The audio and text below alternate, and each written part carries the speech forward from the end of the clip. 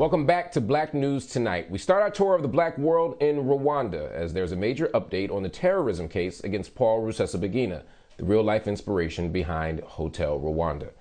Following international backlash over the ongoing controversial trial of Rusesabagina, a hero of the 1994 genocide in Rwanda, the nation's president, Paul Kagame, has relieved the Justice Minister and Attorney General of Rwanda, Busingye Johnston, of his duties. Johnston took to Twitter this week expressing his gratitude for his new role in the administration as High Commissioner to the United Kingdom.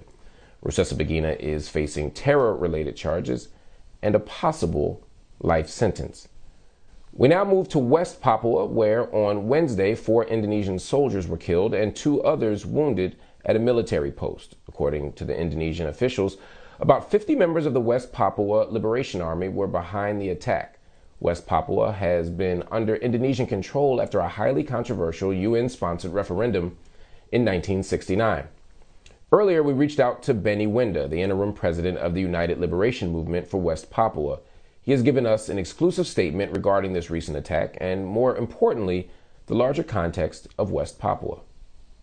This attack carried out in Maibara district, I don't know who is doing it. For sure, I know that Indonesia propaganda always using this kind of killing to conduct the military operation, because last few years, almost 4 years now, since 2018 up to now, Indonesia sent 21,000 troops in West Papua for conduct the military operation. Now in Maibara region, they want to send more military. They carry out this attack using the reason to send more military. So this is part of the Jakarta plan to wipe out the black people in the region in West Papua. They already wipe out 500,000 men, women, children already. So this is part of the killing their own people in order to send more military, wipe out entire population. Just what happened in Yahukimo district, 2018. They're killing own people, almost 18 people. Then they blame West Papua Army. In Tanjaya, they're killing their own military general. Then they blame West Papua Army. So this is in order to send more troops in the region. There is no reason to send more military in West Papua because of world watching. So this is part of the Indonesia tactics, using this kind of killing in order to send the military. So I'm really concerned about what's happening in the West Papua Birdhead region in Maibarat, because last 3 years, 50,000 Papuans displaced in Tanjaya, Puncak Jaya, and Duga. Now they're looking another way to conduct their military operations and send more military. They have to create this violence. Indonesia governments banned international media, for example, BBC, ABC, all totally banned last 50 years, including Amnesty International, Red Cross, International Peace Brigade, also Oxfam, totally banned in entering West Papua. So Indonesia using this reason to, there is a bad people in West Papua, there is a rebel killing foreigner, but actually Indonesia themselves create violence, just trying to destroy the black populations in Melanesia or West Papua. So that's why I'm a little bit concerned. In the media, they're saying this killing by, West Papua, but we don't know because there is no independent media to cover.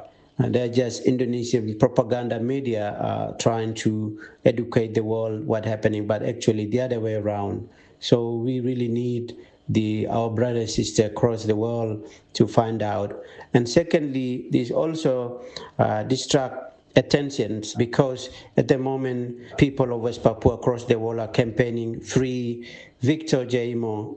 Victor Jaimo is a victim of racist attack by Indonesian military in Jakarta. So he's peacefully advocate and campaigning for the racism discrimination must ban in cross West Papua. And he's just victim of racism. It's not about talking about independent, but because of the Indonesian military and police are called West Papua monkey and pig and animals. So that's occurred Cross West Papua protests 2019 up to now. Some of them Papuans were being arrested, some of them in prison, and he is one of the leading peacefully led the Papuan. We are not monkey. We are not. We are human. We are not monkey. We are not. We are black. We are proud, and don't call us monkey. We are the human family. That is the campaign that he led, and now he's in prison. A lot of people are demanding his release. Now, I think this is part of the distract attention from the public. Here on BNT, we will keep you up to date as the West Papuans continue to fight for their independence.